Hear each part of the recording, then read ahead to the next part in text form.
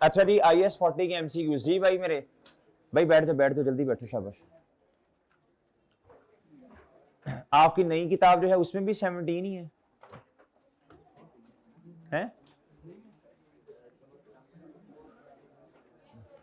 17। अच्छा जी, पहला एंड से स्टार्ट करना है जी। कहता है which two of the following properties owned by a company would be classified as investment property. जी सबसे पहले आप ऐसे करें जी, सबसे पहले ऐसे करें। अब आपके पास किताब है भाई, कहा था मैंने यार कि MCQ डिस्कस करने हैं तो वॉल्यूम 1 की करनी है ना यार।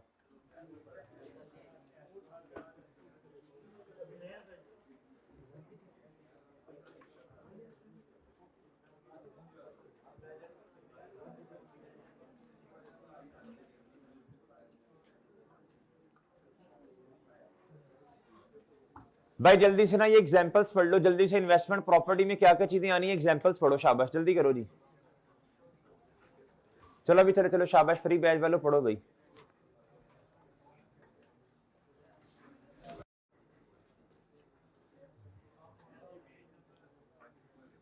पेज नंबर है यार, ये किताब IS40 ओपन कर लो ना यार, इंडेक्स से देखा करो भाई, पेज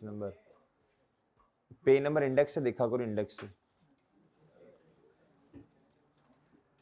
जल्दी करें यार, जल्दी करें, शाबाश। ये इन्वेस्टमेंट प्रॉपर्टी की एग्जांपल्स जी।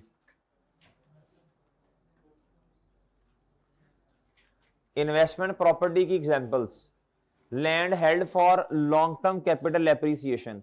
कहता रादर देन, कहता जी लॉन्ग टर्म एप्रिसिएशन के लिए चीज रखी जाए यानी प्रॉपर्टी लैंड। कहता जी ये क्या है, investment property.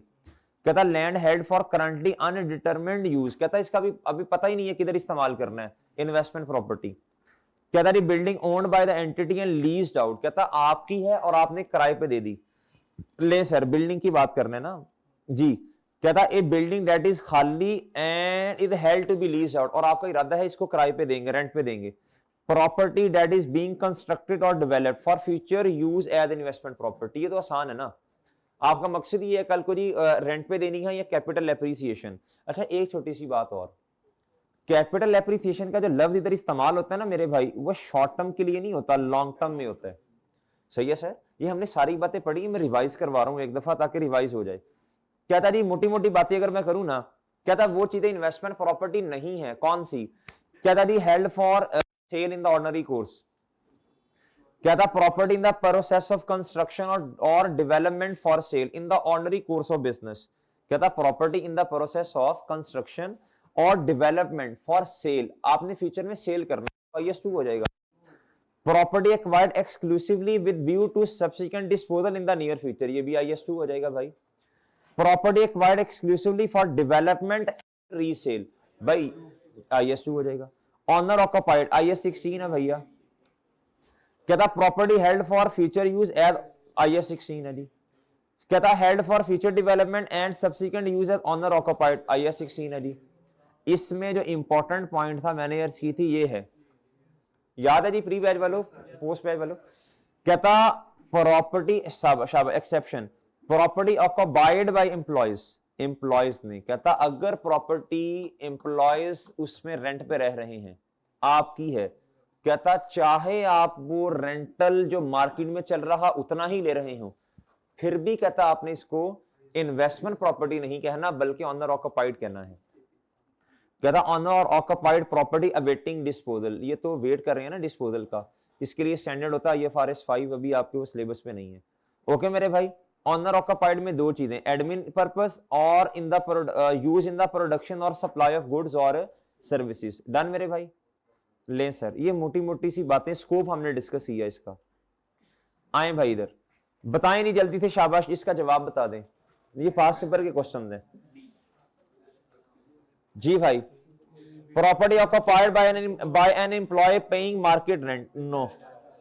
Land held by a company for undetermined, yes. Machine held for, machinery तो होती नहीं है ना भाई।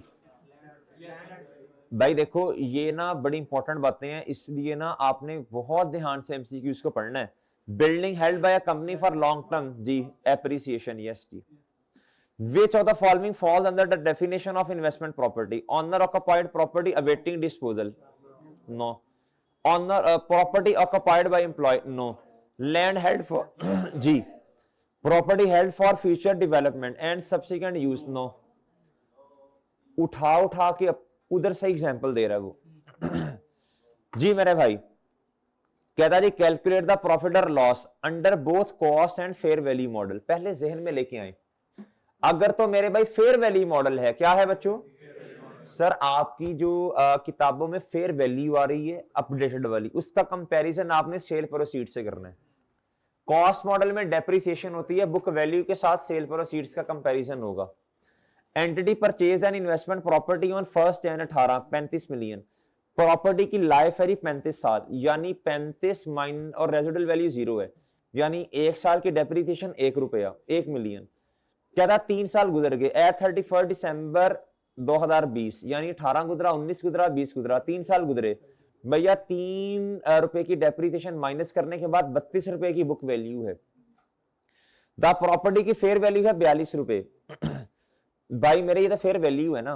Property was sold for net proceeds sale proceeds of 40। अगर तो कॉस्ट मॉडल है, बुक वैल्यू 32 है और सेल प्रोसीड्स 40, 8 मिलियन का गेन आएगा।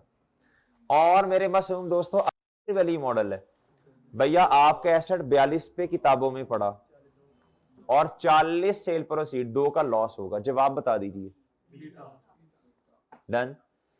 Which of the following should be included in the initial cost of investment property? Opening ceremony to celebrate completion? नहीं मेरे भाई, एडवर्टीजमेंट एक्सपेंस होता है। Operational losses? नहीं सर, ये तो पढ़ लिया था हमने ना, ये 16 में भी पढ़ा। Abnormal waste? नहीं sir. Property transfer tax? Sir ये तो रिफंडेबल भी हो सकते हैं, कुछ ना बताया हो तो आपसे अर्ज की थी हमने। Okay sir. Under IAS 40 investment property which of the following disclosure is not required under cost model? Cost model में कुछ आपको ना डिस्क्लोजर्स चाहिए भाई, चाहे आप कॉस्ट मॉडल पे हैं, फेयर वैल्यू अगर चेंज है कॉस्ट उससे बुक वैल्यू से, आपको बताना पड़ता है भाई।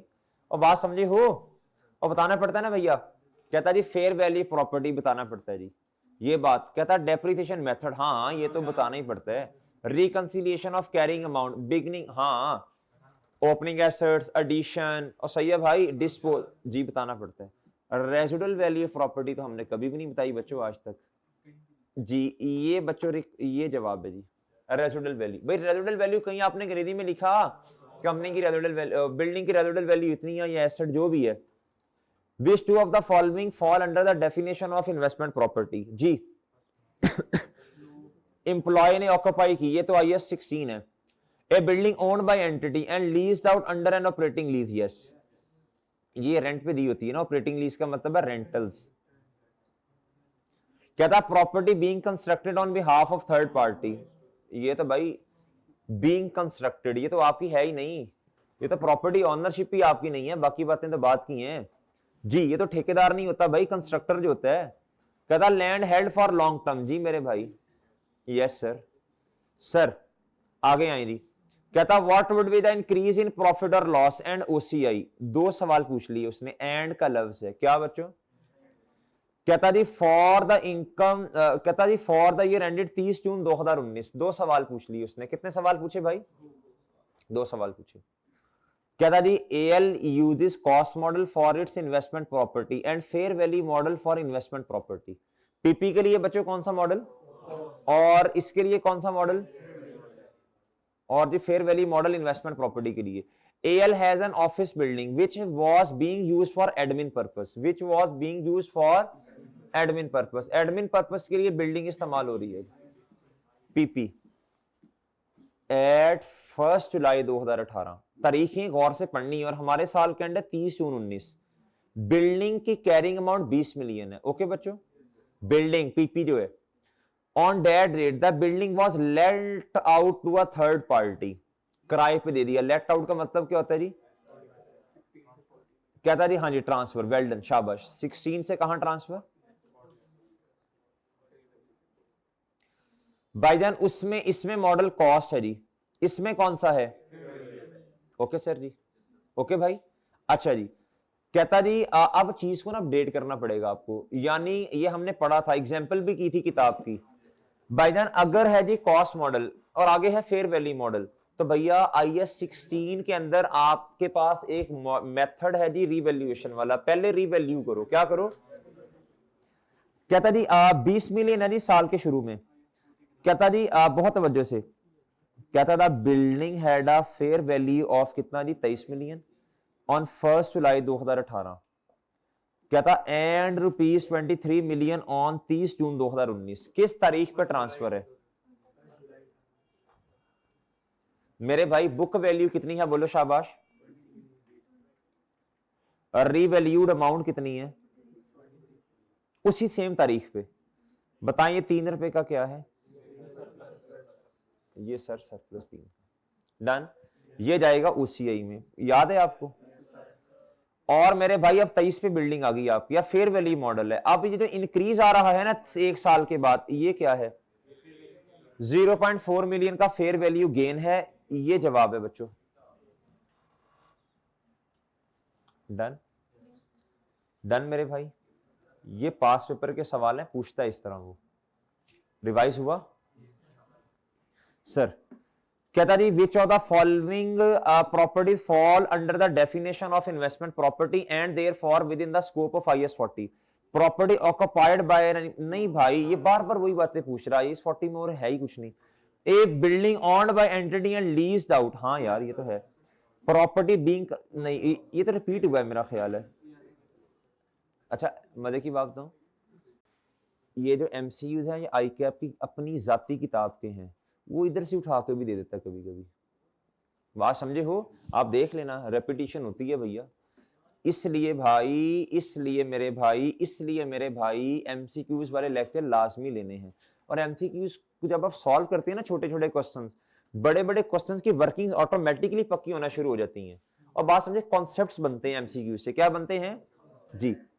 If an entity wishes to change cost model to fair value model, कहता when may it do so. तो भाई ये बड़ी सिंपल सी बात है, जब वो बेटर या फेयर प्रेजेंटेशन दे रही हो जी। कहता when the board of directors approve, नहीं बोर्ड ऑफ डायरेक्टर मामे लगते हैं भाई। ये कौन है भाई? ये कौन है भाई? ये तो डिसीजन मेकिंग, ये स्टैंडर्ड थोड़ी अपनी मर्जी से बनाएंगे, ये तो कंपनी में डिसीजन मेकिंग करते हैं जी। स्टैंडर्ड में थोड़ी करेंगे ये, हर स्टैंडर्ड अपने लिहाज से अमेंड थोड़ी कर सकते हैं। When the value of asset will improve, भाई ये कौन बोला भाई? फ्रॉड। इसे कहते हैं मिस एप्रोप, इसे कहते हैं जी ये ऑडिट इंशाल्लाह पढ़ेंगे आप जाके। ये एक कोशिश होती है बच्चों फाइनेंशियल स्टेटमेंट्स को क्या करने की? मिस अप्रोप्रिएशन की। किसकी मेरे भाई? ये फ्रॉडुलेंट एक्टिविटीज होती हैं। क्या होती हैं भैया जी? आप देखो ना, अगर फेयर वैल्यू ज्यादा है, आप कॉस्ट मॉडल पे, आप कहते हैं चलो जी फेयर वैल्यू पे। अगले साल अब आपको पता है मार्केट में प्राइसेस कम हो रही है, आप कहते हैं चलो जी कॉस्ट मॉडल पे। कहता जी ये तो अटेम्प्ट है किसकी? फ्रॉडुलेंट एक्टिविटीज की जी मेरे भाई। सही है बच्चों? ये थोड़ी होता है। When a change will result in a more appropriate presentation, yes sir. When the market for these properties is fluctuation, नहीं यार ये तो कोई बात नहीं है, ये तो कोई तरीका नहीं। सही है मेरे भाई? नहीं यार, सही बातें करो। An investment property initially be measured, यार वो तो हर चीज ने इनिशियली कॉस्ट भी आना है ना जी। If an entity uses part of a building for their own use, ये था मेरे भाई वो क्लासिफिकेशन वाली बात भाई। जिधर जितना हिस्सा इस्तेमाल हो रहा वैसे वैसे क्लासिफाई कर दो। अगर क्लासिफिकेशन जो है वो पॉसिबल नहीं है, फिर आपने देखना होता है ज्यादा हिस्सा कौन सा है। कहता जी एंड रेंट्स द रिमाइंडर, और कहता बाकियों का रेंट पे दे दिया। How should this be treated? जी बोले शाबाश। ऑल एज इन्वेस्टमेंट प्रॉपर्टी, नहीं। कहता ऑल अंडर IAS 16, नहीं। अकाउंट फॉर सेपरेटली IAS 16 और IAS 40। ओके बच्चों सही है। उसने कहीं कहा जी सेपरेट डिस्पोज हो सकते हैं, नहीं तो फिर उस तरफ ना बाल लेके जाओ ना। Under IAS 40 where should a gain और सेल ऑन डिस्पोजल, बच्चों तो कंफर्म, ये तो रियलाइज गेन्स हैं। रियलाइज गेन और रियलाइज प्रॉफिट लॉसेज हैं, ये तो कंफर्म प्रॉफिट और लॉस स्टेटमेंट में जाएंगे जी। आगे मेरे भाई कहता if Coal Limited uses the fair value model for investment property, what gain should be recorded in the statement of profit और लॉस। फेयर वैल्यू मॉडल है, डेप्रिसिएशन तो आनी नहीं मेरा ख्याल है जी, गेन लॉस आना है। कहता जी बिल्डिंग है 40 साल लाइफ है। कहता जी investment potential for 8 million on 1 January 2013 बच्चों, यानी साल के शुरू में 8 मिलियन एट 31 दिसंबर 13। कहता जी वैल्यू बढ़ के 9 मिलियन हो गई है। और कहता जी with cost to sell estimated at 2 lakh. ये प्लीज बताइएगा जरा क्या है। इस तरह की एक एडजस्टमेंट ट्रांजैक्शन पास पेपर में भी आई है, क्या करना है जी। फेयर वैल्यू 8 है, बढ़ के 9 पे चली गई। अब मेरे भाई 9 में से 2 लाख माइनस करना है या नहीं करना? नहीं करना। वेल डन भाई, डिस्पोजल नहीं हो रहा। ये आना था किस में? IAS 36 में। IAS ये देखो ख्याल करना ना, IAS 40 में सिर्फ लफ्ज इस्तेमाल होता है फेयर वैल्यू का। IAS 36 में रिकवरेबल अमाउंट में लफ्ज इस्तेमाल होता है fair value less cost of. Done, ये बात समझ आती है जी? और सही है भाई। तो ये बड़ी इंपॉर्टेंट बात है, क्या है बच्चों? ये लिख लो कहीं, ये बात लिख लो कहीं। IAS 36 में फेयर वैल्यू में से कॉस्ट ऑफ डिस्पोजल को माइनस करना है कि आज अगर बेच दें तो कितने पैसे रिकवर हो जाएंगे।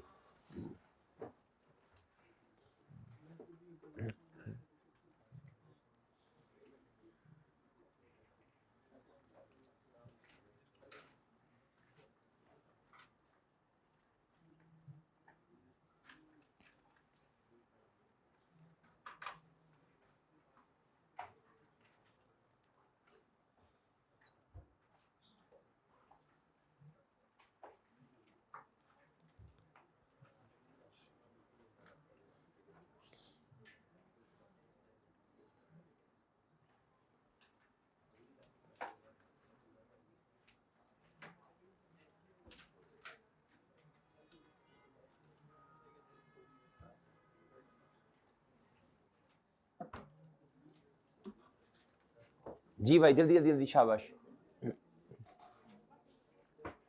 जी भाई, जल्दी जल्दी जल्दी कर लिया भाई। IAS 36 के साथ इस तरह लिख लो ना, कॉस्ट ऑफ डिस्पोजल आएगा और मेरे भाई इसमें नहीं आएगा। शाबाश शाबाश शाबाश, जल्दी हिम्मत करो। हाँ मेरे भाई बताओ जवाब क्या आना है जी? बीटा 1 मिलियन, ठीक है भैया, और सही है। लें सर, कहता what is the correct treatment when the above property is reclassified as an investment property. कहता SL uses fair value accounting where possible and has an office building used by SL for admin purpose। IAS 16 कहता जी at 1 April 2012 it had a carrying amount of कितना बच्चों? 20 million and remaining life कितनी है बच्चों? 20 साल। Remaining life कितनी है बच्चों? ऑन कहता 1 अक्टूबर 2012, कितने महीनों बाद? अप्रैल मई जून जुलाई अगस्त सितंबर, 6 महीनों के बाद। कहता property was let to a third party, यानी रेंट पे दे दी, and reclassified as a investment property. हमारे पास बुक वैल्यू किस तारीख की है बच्चों? बोलो शाबाश। डेट और भैया पी पास जो भी है 1 अप्रैल 2012 जी। बुक वैल्यू बताओ भाई। 20 जी। 1 अक्टूबर 12 मेरे भाई। डेप्रीसिएशन एक्सपेंस 20, नहीं sorry sorry sorry sorry sorry, ये तो कॉस्ट मॉडल, हाँ जी ये तो स्ट्रेट लाइन है ना जी। कहता जी लाइफ 20 साल है, कितनी है जी? लाइफ है जी 20 साल, कितनी है मेरे भाई? और रिमेनिंग का लफ्ज लिखा, ठीक है, तो फिर तो बुक वैल्यू से हो सकता है ना, ठीक है। वो बुक वैल्यू के साथ रिमेनिंग का लफ्ज लिखा तो सही है, शाबाश। लें जी, ये जी एसेट की बुक वैल्यू जी। मेरे मासूम दोस्तों आगे बताओ मुझे क्या करना है जी? बोलो शाबाश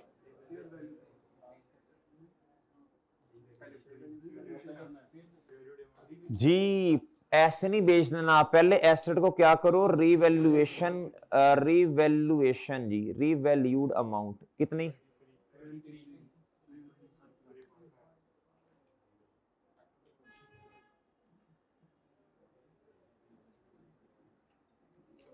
कितना भैया,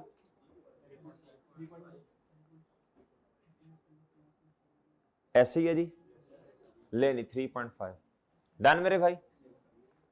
ये जाएगा जी ओसीआई में।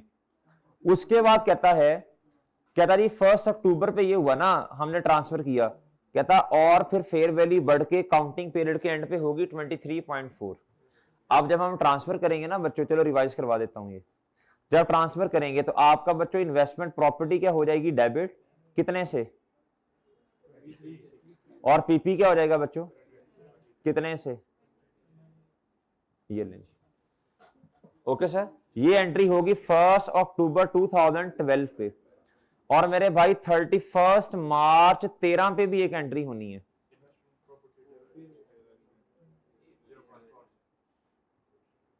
$0.4, और भैया फेयर वैल्यू गेन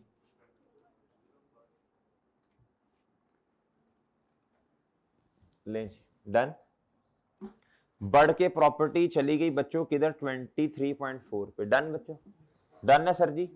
ओके, ये जाना है जी ओसीआई में, ये 3.5 और ये 0.4 प्रॉफिट और लॉस में। ये पहले भी हमने एमसीक्यूज किया ये वाला।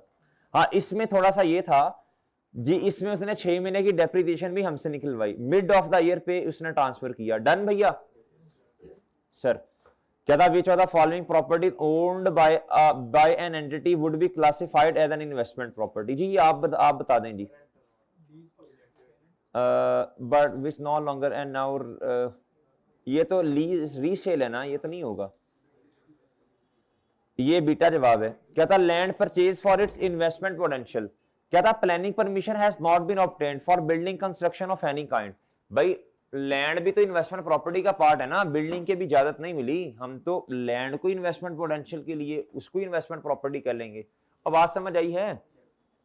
A new building use for head office, इधर से पता चल रहा है भाई, इधर से पता चल रहा है। कहता जी इधर से हेड ऑफिस IS 16 है ना, ए बेंगलोर कहता यूज फॉर एग्जीक्यूटिव ट्रेनिंग, ये तो IS 16 है।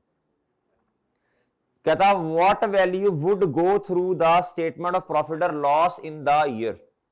इन्वेस्टमेंट प्रॉपर्टी की लाइफ 10 साल है, परचेज की है 1 जनवरी 19 पे 200 मिलियन की, एक साल गुजरने के बाद फेयर वैल्यू प्रॉपर्टी की बढ़ के 300 मिलियन हो गई। कहता फेयर वैल्यू मॉडल है, बताएं जी प्रॉफिट और लॉस में क्या जाना है, बोले बच्चों शाबाश।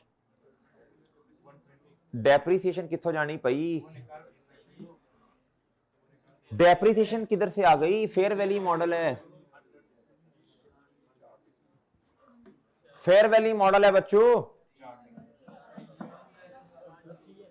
सी जवाब है भाई, फेयर वैल्यू मॉडल है जी। कहता कैलकुलेट द प्रॉफिट और loss on disposal under both model, जी ये आप बता दें जल्दी से। कहता 35 मिलियन का एसेट है, कहता जी लाइफ 50 साल है, पिछले सवाल में 35 साल थी। कहता जी और कितने साल गुजरे, 3 साल गुजरे। कहता जी फेयर वैल्यू इतनी है, 3 साल गुजरने के बाद बच्चों कहता आपने 40 मिलियन के एसेट 40 मिलियन का एसेट बेचा। इधर देखें कॉस्ट कितनी है बच्चों, 35। एक्यूमुलेटेड डेप्रिसिएशन डायरेक्ट निकाल लें, 3 साल है ना, 3 साल गुजरे अभी जी। ओके जी, मैं ये 32.9 डायरेक्ट भी निकाल सकता था अगर मेरे पास 35 डिवाइडेड बाय 50, ये बची हुई अमाउंट है, क्या है बच्चों, तो 50 साल टोटल है, तो बचे हुए साल कितने हैं जी। ये डायरेक्ट भी आती है मेरे भाई, आप जी जी वो हाँ, लेकिन ये करना पड़ता है ना, 3 इस तरह जी, शॉर्टकट। अच्छा मेरे भाई देखो, ये बची हुई अमाउंट है डिवाइडेड बाय 50, तो बचे हुए सालों से मल्टीप्लाई करो, डायरेक्ट जवाब भी आता है। बहरहाल अगर छोड़ो, दफा करो इसको जी। ले मेरे भाई बताएं जरा आपके एसेट कितने का जी आपकी किताबों में, 32.9 ना जी मेरे भाई, और बेचा कितने का? 40 का। तो कॉस्ट मॉडल में गेन कितने का? 7.1 का। और मेरे भाई फेयर वैल्यू मॉडल में एसेट 42 मिलियन पे पड़ा है, तो लॉस कितने का सर जी? ये जवाब। बीटा तो नहीं होगा चांद, अल्फा होगा ना। गेन है कॉस्ट मॉडल में, और मेरे भाई फेयर वैल्यू मॉडल में क्या है? लॉस है 2 मिलियन का ना। 42 मिलियन का आपका एसेट आपके पास पड़ा जी, फेयर वैल्यू उसकी, और सेल प्रोसीड्स 40 जी। अब आप आए मेरे भाई, IAS 23 के MCQs निकाल लो, शाबाश।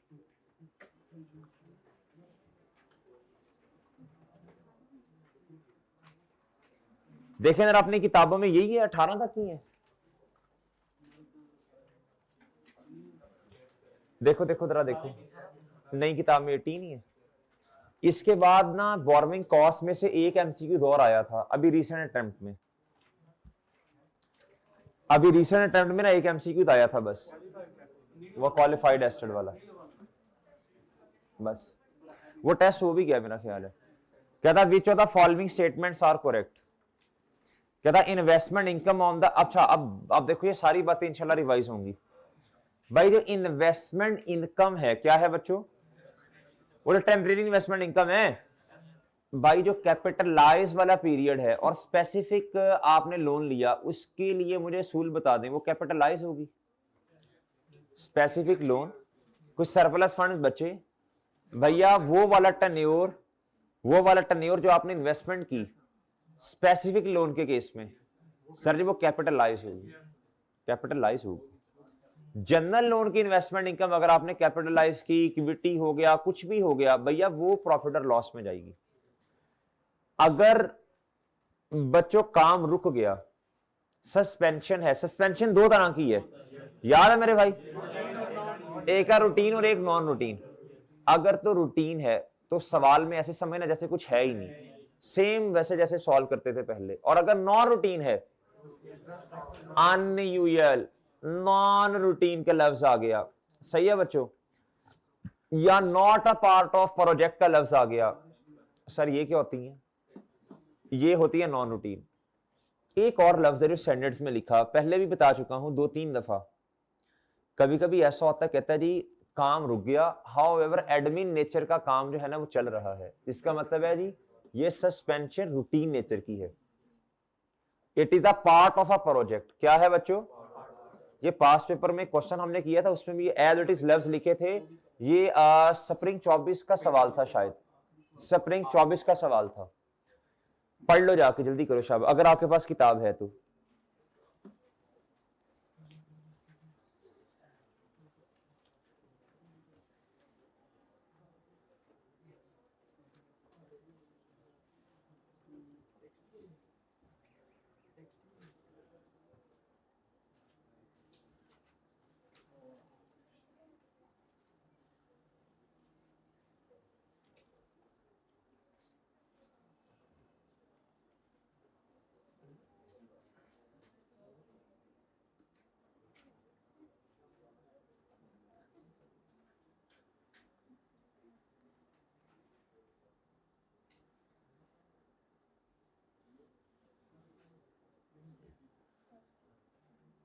भाई पेज है,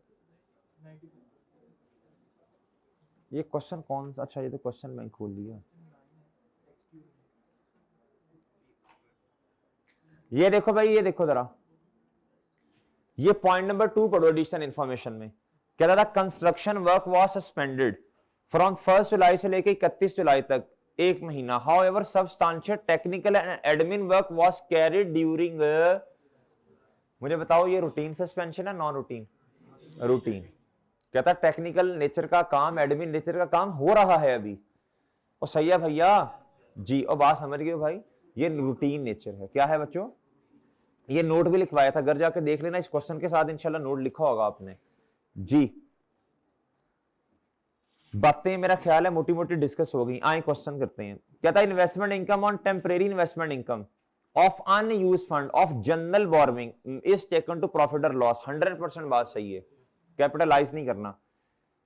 इंटरेस्ट होता है ना बच्चों, उसको ऐड करने को कैपिटलाइज करना कहते हैं, यानी कॉस्ट है ना, एक्सपेंस ऐड ऐड कॉस्ट में ऐड होगा, और मेरे भाई और इन्वेस्टमेंट इनकम को माइनस करने को कैपिटलाइज कहते हैं। ये इनकम होती है, सही है बच्चों, ये कॉस्ट को कम करती है।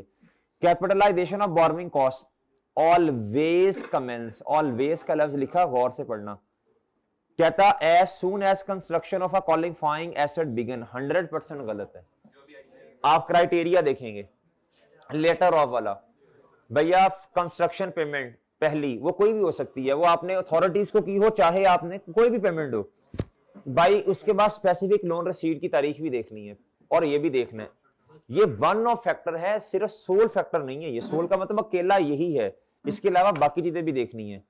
लेटर की बेस पे डिसाइड करते हैं, this is wrong, so only statement one is correct, alpha. Okay भाई, the borrowing cost that can be capitalized on 1st January company borrowed 20 million at the rate 9% per annum for the purpose of construction of asset। भैया loan कब लिया? पहली बात। Company started construction 1st Feb, दूसरी बात बच्चों। कहता जी and paid 8 million on 1st March, पहली पेमेंट कब की बच्चों? तो बताएं कैपिटलाइजेशन कब, कैपिटलाइज करना कब से स्टार्ट करना है जी? मार्च, शाबाश। कहता अच्छा, और मेरी बात सुनो, अब आपने कहना जी borrowing cost to be capitalize, format याद है भैया आपको? बच्चे कहते हैं सर जी हमसे रिवीजन नहीं हो पाएगी। मैं कहता हूं आप क्लासेस लें हमारे साथ, इंशाल्लाह रिवीजन करवाना हमारा काम है जी, आपका काम मेरे साथ सिर्फ क्लासेस लेना है जी। Borrowing cost to be capitalize, बताएं शाबाश। इंटरेस्ट ऑन स्पेसिफिक लोन, बताओ चांद। रुपीज कितना बच्चों? Multiply by, multiply by, wait कर लें, सस्पेंशन तो नहीं है, देख लो।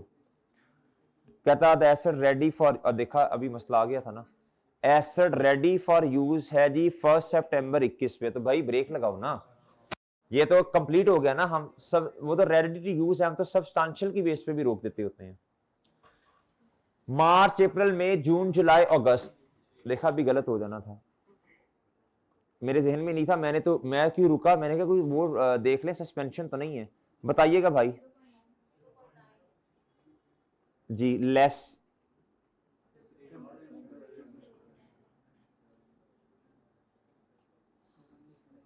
लो मेरे भाई। कहता जी सरप्लस फंड इन्वेस्ट किए हमने 6% पर एनम।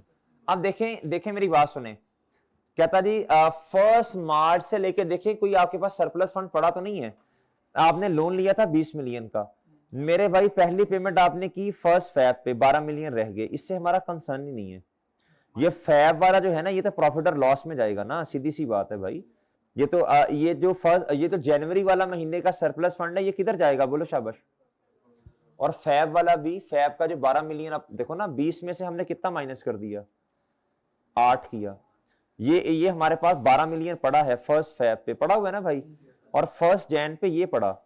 अब इसने इन्वेस्ट होना है, इसने भी होना है, लेकिन भाई 1 मार्च से पहले मैं कैपिटलाइज नहीं कर सकता। और याद है चांद, कहता जी एंड रुपीज 12 मिलियन हमने पे किया कब बच्चों? 1, इसका मतलब है ये 12 महीने आपने पे किया 1 जुलाई। मेरे पास फैब मार्च अप्रैल मई जून, नहीं फैब मार्च अप्रैल मई जून, सॉरी हाँ, मार्च अप्रैल मई जून। सर जी अमाउंट बताएं, नहीं टोटल बताओ। पहले भी बताया था, आप क्या गलती करते हैं बच्चे, सेम रेट इस्तेमाल कर लेते हैं। ये गलतियां नहीं करनी, ये कॉमन मिस्टेक्स हैं, common ji. Multiply by 4/12 ji, 0.24 ji.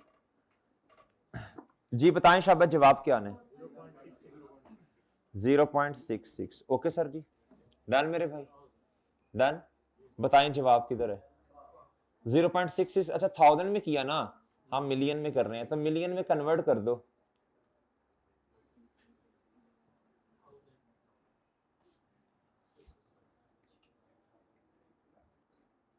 Done मेरे भाई, डन सर। अच्छा अभी आपने रिवीजन स्टार्ट तो नहीं की करना? अच्छा आपको ना इंशाल्लाह कोई मंडे ट्यूसडे 3-4 दिन तक ना आपको लेक्चर्स प्रोवाइड कर दिए जाएंगे रिवीजन के, आपने कैसे करनी है। एक स्टैंडर्ड इंशाल्लाह कोशिश होगी आपको आधे पौने घंटे में सारे कॉन्सेप्ट्स उसके रिवाइज करवा दिए जाएंगे उस लेक्चर वीडियो लेक्चर में, सारे स्टैंडर्ड्स के हर, ठीक है जी। फिर उसके बाद आपकी अपनी मेहनत हो जाएगी कम, बिल्कुल क्या हो जाएगी मेरे चांद, कम। मतलब IS 16 में जितने नंबर ऑफ कॉन्सेप्ट्स हैं आपके एक वीडियो में सारे रिवाइज हो गए, IS 20 में सारे रिवाइज हो गए आधे पौने घंटे में, IS 23 के सारे रिवाइज हो गए। डन मेरे भाई।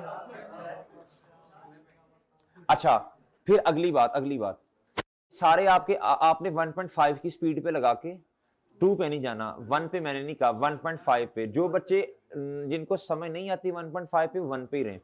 मैं कहता हूं जल्दी जल्दी अगर आप खुद रिवाइज करना शुरू करोगे ना टाइम बहुत लगेगा आपको जी, आपको ना टाइम बहुत ज्यादा लगेगा। इसलिए मेरे भाई आपने क्या करना है, वो लेक्चर पकड़ना है।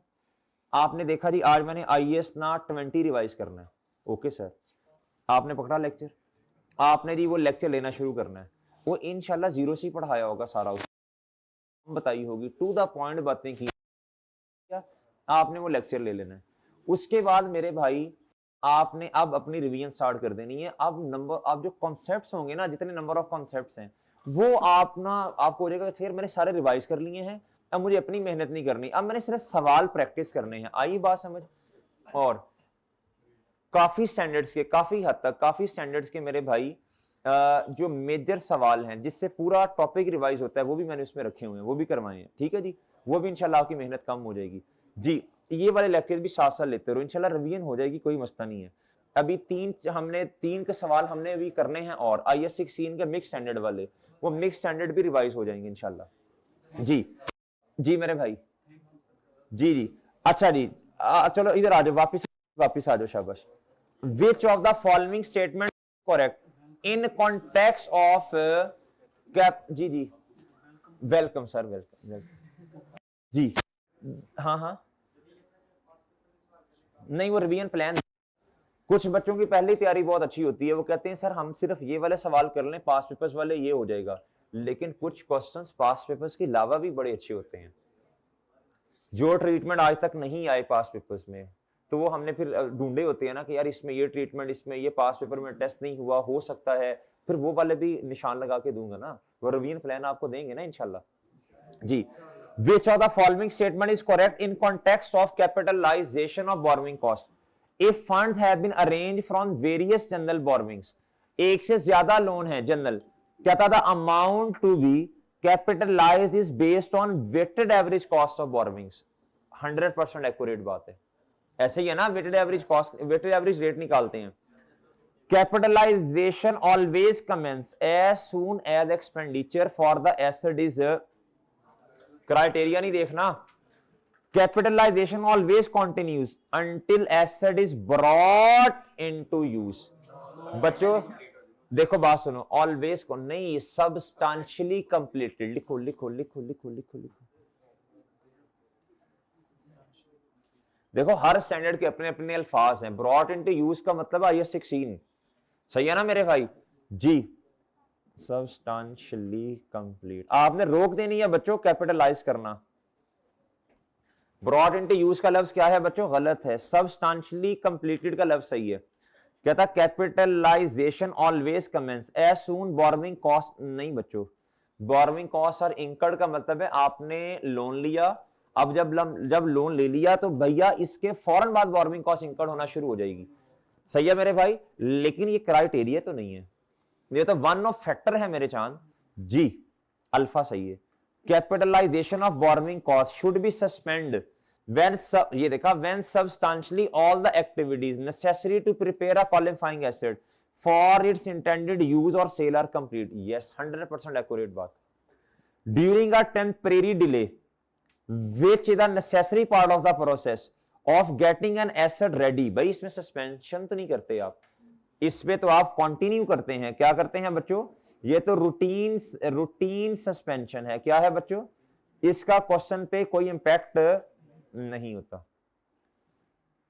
क्या था, during extended period, extended period का मतलब है जी समझना बाजरा, आपको प्रोजेक्ट पे टाइम लगना था 3 महीने, अब सस्पेंशन हुई, उस वजह से टाइम पीरियड एक्सटेंड होके 5 महीने हो गया, ये मतलब होता है एक्सटेंडेड पीरियड, ज्यादा वाला period, in which active development of qualifying acid is interrupted. कहता वो जो 2 महीने आपको ज्यादा लगे सस्पेंशन की वजह से, उसमें कैपिटलाइज करना है आपने? No sir. ये वाला सवाल क्या होगा मेरे भाई? गलत। जी, अब इसका जवाब क्या बना मेरे भाई? Should be suspended. इसका मतलब है जी आपने सस्पेंड कर देना है, बोलो शाबाश जी। When substantially all the activity necessary to prepare qualifying, ये ओके भाई। कहता अच्छा ये एक चीज समझानी है आपको, नहीं बल्कि ऊपर है, विच of the following can not be a qualifying acid, जो क्वालिफाइंग एसिड नहीं है। यार ये एक दफा रिवाइज कर लेना, ये 23 का स्कोप आपके पास किताब है, करो एक नजर मारो, जल्दी करो जल्दी, शाबाश जी जी। IS 23 का स्कोप जरा रिवाइज कर लेना।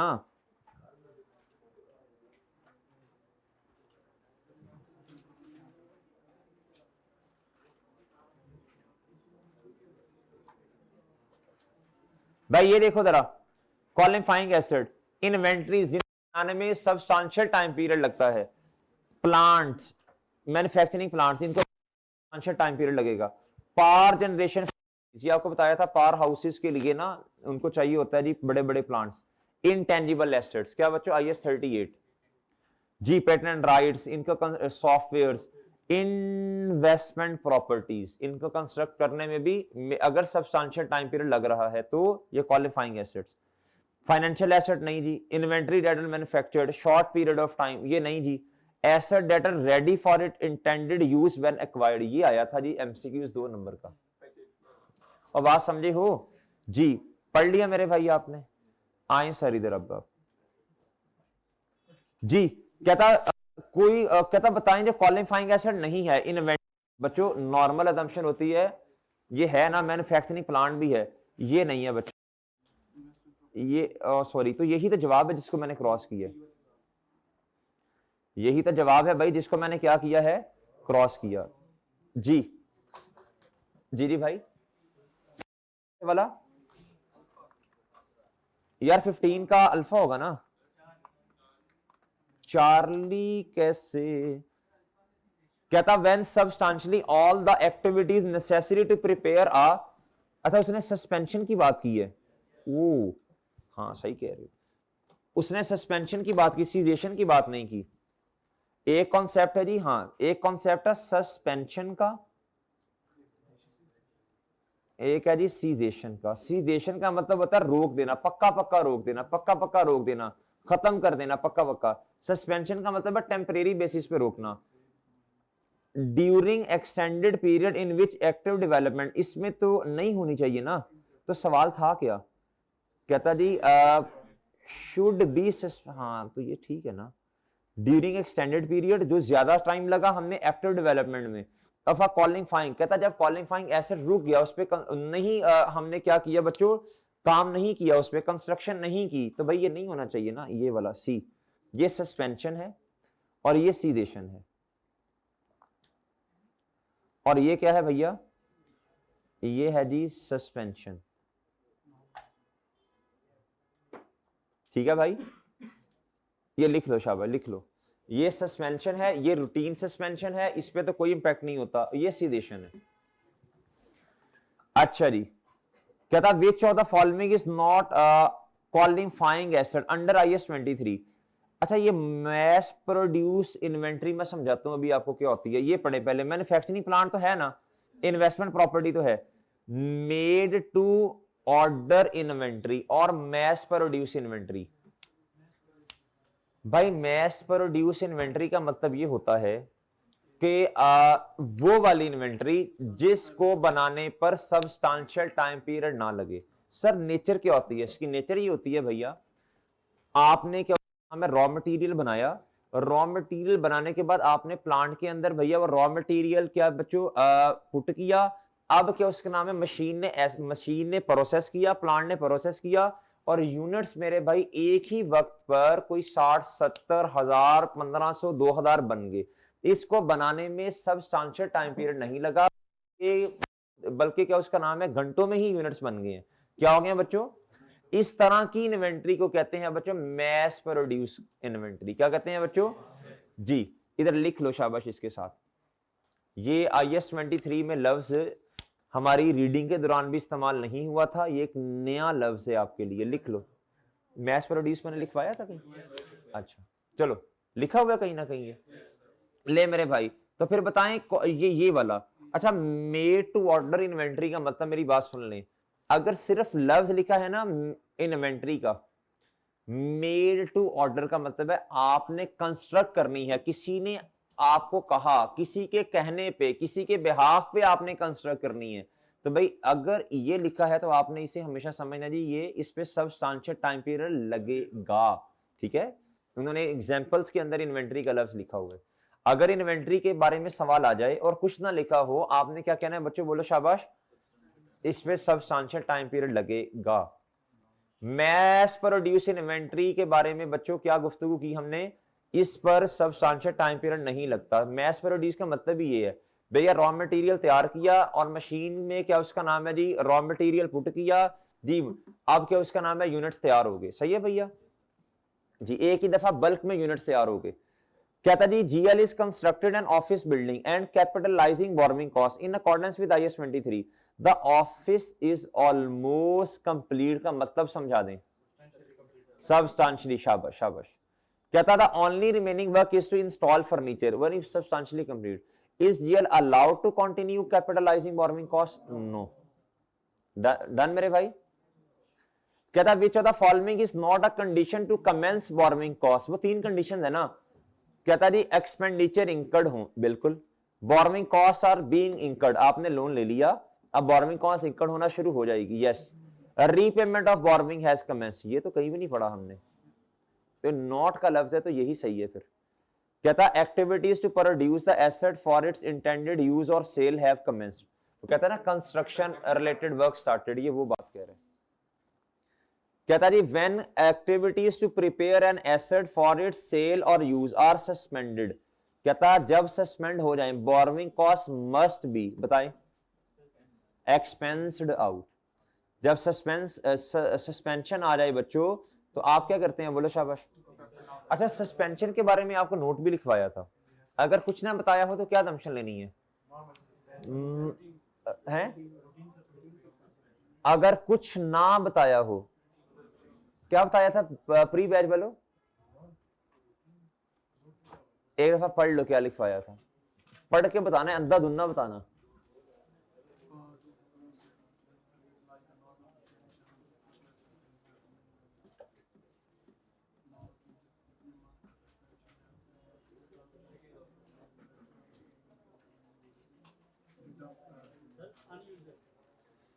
भाई मेरे, मैं वही कंफ्यूज हो गया हूं कि यार ये गलत तो नहीं मैंने कहीं लिखवा दिया। भाईजान हमेशा याद रखें, इसलिए मैंने कहा पढ़ो भाई, अनयूजुअल एज्यूम करनी है। क्या करनी है? अनयूजुअल। अनयूजुअल ये हमेशा मुझे अच्छी तरह याद है, मैं हर दफा ये नोट लिखवाता हूँ। आपने भाई ने कहा बड़े कॉन्फिडेंस से यूजुअल, मैं इसलिए कंफ्यूज हो गया कि यार यूजुअल तो मैंने कभी भी नहीं लिखवाया, अनयूजुअल करनी है। क्या करनी है भैया? अनयूजुअल। जब सवाल में कुछ भी ना बताया हो मेरे भाई तो अनयूजुअल आपने जो है, हाँ इंसान है मुंह से निकल सकता है यार, इसलिए मैंने कंफर्म करवाया, गलती हो सकती है ना, लेकिन मुझे याद है अच्छी तरह, यूजुअल ही अनयूजुअल ही लिखवाया आपको। सही है बच्चों, उन्होंने पढ़ के बताया 2-3 बच्चों ने। ठीक है भाई, पोस्ट बैच वालों आप भी बता दो ना, लिखा हुआ है ना आपने भी? हाँ जी, जब कुछ ना बताया हो तो अनयूजुअल। ठीक है भाई, लें जी। अब मेरे भाई इधर, अच्छा हम बात सुन लें बहुत तवज्जो से। ये है जी which of the following is not considered as borrowing cost. ये जरा एक दफा रिवाइज कर लेते हैं जी, किसको हमने बोरोइंग कॉस्ट कंसीडर नहीं करना, ये एक दफा जरा रिवाइज कर लेते हैं जी। ये मेरे मासूम दोस्तों, हम आए इधर जी, ये इधर एग्जांपल्स दी थी ना इन्होंने, पहले पेज पे ये रही, ये रहा, ये रही जी, ये कुछ बातें। ये कहता जी ये एक लफ्ज लिखा था, exchange difference on foreign currency और ऑल्सो बच्चों क्या, एक्सचेंज डिफरेंस का मतलब होता है जी आपने लोन लिया और करेंसी डिफरेंट है, बाहर बाहर कहीं से लोन ले लिया आपने, जी फॉरेन फॉरेन करेंसी में लोन लिया मेरे भाई। अब ना वो डिफरेंस आ रहा है, क्या आ रहा है बच्चों, कभी डॉलर ऊपर जा रहा कभी नीचे। अब ये जो आपको इंटरेस्ट ज्यादा पे करना पड़ रहा है, कहता है जी ये फिर बोरोइंग कॉस्ट होगी, क्या होगी, अगर कंस्ट्रक्शन रिलेटेड है तो। बात समझ आई मेरे भाई। लेकिन याद रखना ये एक्सचेंज डिफरेंस है, क्या है बच्चों, लें जी इधर आ जाए जी, पढ़ें इधर आप। ये एक्सचेंज डिफरेंस है, क्या है बच्चों, कहता जी which of the following is not considered interest expense calculated by effective interest rate method. ये भी उधर लिखा हुआ था, वैसे ये भी उधर कहीं लिखा होगा जी। ये तो बोरोइंग कॉस्ट है। Finance charges in respect of loan, ये भी है। फिर कहता exchange difference arising from foreign currency borrowing to the extent that they are regarded as an adjustment to the, कहता जो आपको ज्यादा या कम पैसे पे करने पड़ रहे हैं, ये भी है। प्रिंसिपल रीपेमेंट ऑन लोन, बच्चों प्रिंसिपल रीपेमेंट कौन सी होगी भाई, प्रिंसिपल रीपेमेंट तो वो अमाउंट है जो आपने 10 रुपए का लोन लिया, 10 रुपए वापस किए, ओरिजिनल अमाउंट जो वापस करते हैं। सही है मेरे भाई, ये नहीं होता, ये थोड़ी बोरोइंग कॉस्ट होती है। आगे मेरे भाई कहता how much interest should be capitalise, ठीक है सर। कहता an entity using funds from its general borrowings, तो जनरल बोरोइंग्स और दो लोन आ रहे हैं भाई। अब आपको क्या करना पड़ेगा, weighted average. Entity uses 12, weighted average के लिए सूल क्या था भला, सॉरी जनरल लोन के लिए सूल क्या था मेरे भाई, इधर देखो हम लिखते थे, मैंने आपको तरीका बताया था, मैंने कहा था कैपिटलाइजेशन रेट जो परसेंटेज में आना है मल्टीप्लाई बाय टाइम पीरियड, और इधर वो अमाउंट जो आपने इस्तेमाल करनी है। ऐसे ही है ना, याद नहीं है तो याद कर लेना जाके, स्पेसिफिक होता है सीधा सीधा लोन, पूरा loan multiply by rate multiply by time period. इधर क्या होता है बच्चों, वो अमाउंट जो आपने जनरल लोन में से पे की है जी, ₹12 मिलियन, ये भी पता नहीं है, ये भी पता नहीं है, ये भी पता नहीं है, मल्टीप्लाई बाय टाइम पीरियड वो देख लेते हैं जी मेरे भाई। किस दिन आपने पेमेंट की, कुछ नहीं पता हुआ तो 12/12 ही होगा फिर। कहता जी 10 मिलियन का लोन है और ये 6 मिलियन है, और मेरे भाई आगे भी नहीं उसने बताया हुआ कि लोन आउटस्टैंडिंग महीने कितने हैं, है ना भाई, तो फिर ये पूरी अमाउंट ही लेंगे ना हम। वो फॉर्मेट बनाते थे, याद है आपको, type loan amount, period outstanding पहले आता है भाई, फिर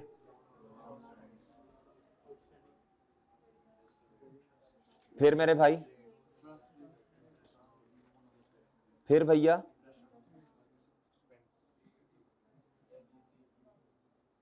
ओके भाई। अच्छा जब पीरियड आउटस्टैंडिंग नहीं बताया तो लोन आउटस्टैंडिंग से सवाल शुरू हो जाएगा। ₹10 मिलियन, रुपीज इसे ए कह लें, इसे बी कह लो, ओके भाई। आप बताओ इसका इंटरेस्ट कितना है जी, हैं, और नीचे वाले का कितना आया भैया, 0.6, इधर ये कितना आ गया भाई, और ये कितना आया जी, जी इसको इस पे डिवाइड कर दो ना,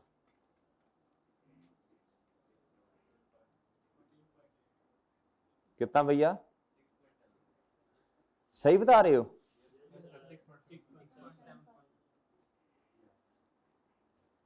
ओके भाई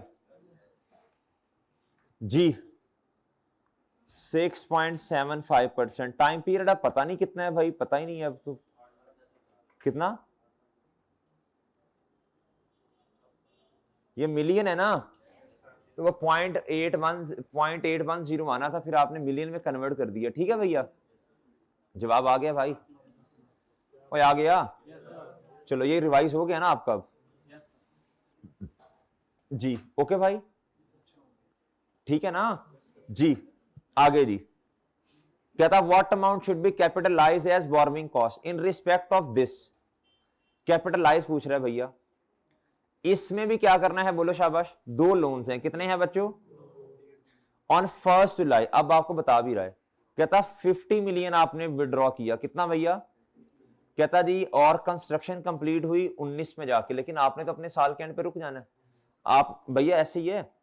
अब आप क्या करोगे, कैपिटलाइजेशन रेट निकाल लो, जी अमाउंट कितनी है जी ₹50 मिलियन जो आपने विड्रॉ की जनरल लोन में से, मल्टीप्लाई बाय कैपिटलाइजेशन रेट पता नहीं है, मल्टीप्लाई बाय 6/12 करना है। कर लोगे भाई? कर लोगे भैया? कर लोगे सर? ले sir.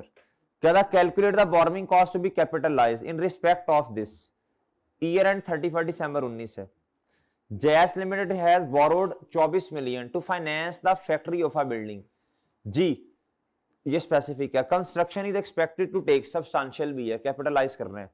The loan was drawn down and incurred on 1 January 19 and work begin on 1 March 19। बताएं जी कब से कैपिटलाइज होगा?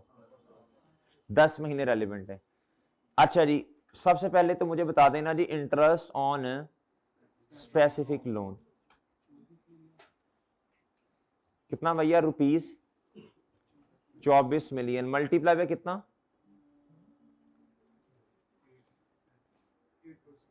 कहता is paying 8% on the loan और इन्वेस्टमेंट का रेट है 6 भाई जो ऑनलाइन लेक्चर ले रहे हैं 2 पे ना लेना, 2 पे ना लेना, स्पीड थोड़ी सी तेज है, सही है, क्योंकि रिवीजन पर्पस है ना इसलिए स्पीड थोड़ी सी तेज है। नॉर्मली तो जी 2 पे नहीं, स्पीड स्लो, शाबाश जी। मल्टीप्लाई बाय 8% मल्टीप्लाई बाय जी ये मेरे भाई कितना जी मेरे भाई लेस इन्वेस्टमेंट इनकम। देखो अच्छा आपने ख्याल करना है 10 मार्च से ऑनवर्ड्स, अरसलान मार्च से ऑनवर्ड्स कहता है जी, कहता जी 10 million of loan was not utilise until 1 जुलाई 2019, यानी मार्च अप्रैल मई जून।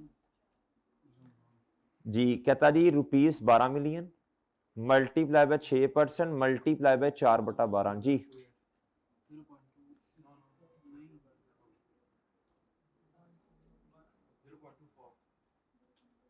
कितना भाई?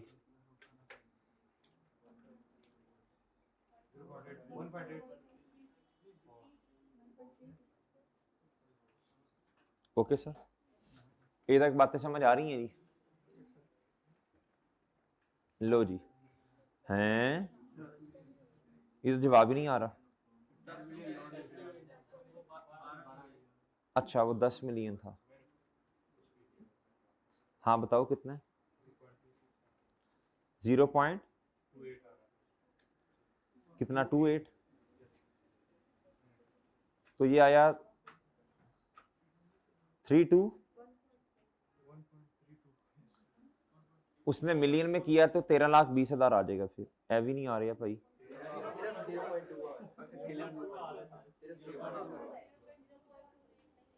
चांद क्या कर रहा है बेटा? जी जी ओके जी 14 लाख आ गया जी। ले जी कोई नहीं चलो इधर देखो। कहता calculate the borrowing cost which can be capitalised. भैया ये भी इधर देखें, कहता has the following bank loans outstanding during the whole कहता ऑफ 2018, यानी ये बच्चों लोन आउटस्टैंडिंग जो है ना 12/12 जरूरत नहीं करने की, इधर से सवाल शुरू होगा आपका। कहता जी कंस्ट्रक्शन स्टार्ट हुई 1 अप्रैल 18 पे और फंड आपने विड्रॉ किए बच्चों on that date to fund construction, यानी आपने कब से शुरू किया बच्चों? बोलो शाबाश। 1 अप्रैल से। ठीक है मेरे भाई। कहता जी 1 अप्रैल से ये आप कैपिटलाइजेशन रेट निकालोगे, आप करोगे जी ₹6 million multiply by capitalisation rate multiply by साल के एंड कब है जी? 31 दिसंबर ना, तो 9/12। इसमें प्लस भी करना है आपने। कहता ऑन 1 अगस्त एडिशनल 2 मिलियन आपने विड्रॉ किए plus 2 million multiply by capitalisation rate multiply by 5/12। Okay भाई ये कैपिटलाइजेशन रेट निकाल लेना, ये जवाब आ जाएगा। डन जी सर। कहता how should the 40,000 B accounted for in the financial statements. An entity decided that not all the fund raised were needed immediately and temporarily invested some of the funds for 1 महीना before the construction started। जी ये किधर जाएगा बच्चों? Before the construction started ना, ये profit और loss में। Next how much interest should be capitalise as part of a PP as at 31 मार्च 2018। कहता जी हमने लोन लिया 10 मिलियन का 7.5% ऑन 1 अप्रैल 2017। The loan was specifically, specific loan है बच्चों। Construction of the store commence हुई बच्चों, तारीख बताएं।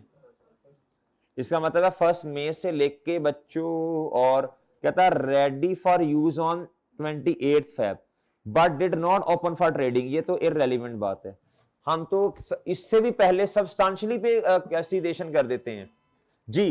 बहरहाल मई से लेके दिसंबर तक कितने महीने बच्चों? 8 और 2 ये 10 महीने। कर लोगे भाई इसे? 10 मिलियन मल्टीप्लाई बाय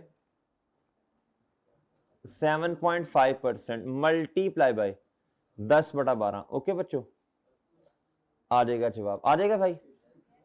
सर कहता जी आगे जी, कहता how much should be recorded as finance cost in the statement of profit और लॉस।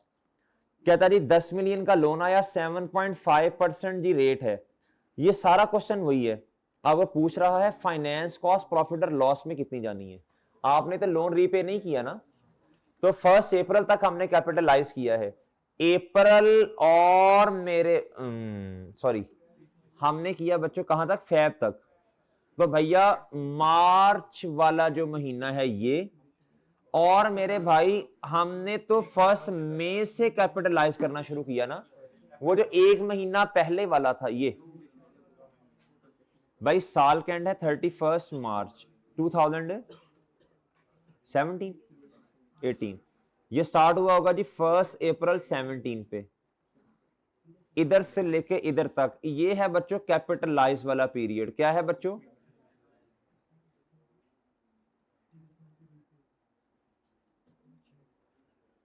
ये जाएगा 1 महीना प्रॉफिट और लॉस में 1 मंथ, और ये वाला 1 मंथ भी बच्चों किधर जाएगा? प्रॉफिट और लॉस में। 2 महीने प्रॉफिट और लॉस में जाएंगे। ठीक है जी। जी तो जवाब क्या आएगा बच्चों? बोलो शाबाश।